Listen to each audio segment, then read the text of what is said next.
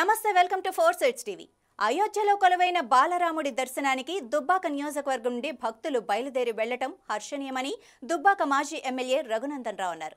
సిద్దిపేట జిల్లా దుబ్బాక నుండి బాలరాముడి దర్శనం కోసం వెళ్తున్న భక్తుల బస్సులను ఆయన జెండా ఊపి ప్రారంభించారు. మెదక్ పార్లమెంటు నుంచి సుమారు 1450 మంది అయోధ్య రాములవారి దర్శనానికి బయలుదేరుతున్నారు. సాయంత్రం 4 గంటలకి సికింద్రాబాద్ రైల్వే స్టేషన్ నుంచి బయలుదేరేటువంటి బస్సుకి రామభక్తులందరూ కూడా అయోధ్యలో ప్రాణప్రతిష్ఠ జరిగినటువంటి రాములవారి విగ్రహ దర్శనానికి పోతున్నారు.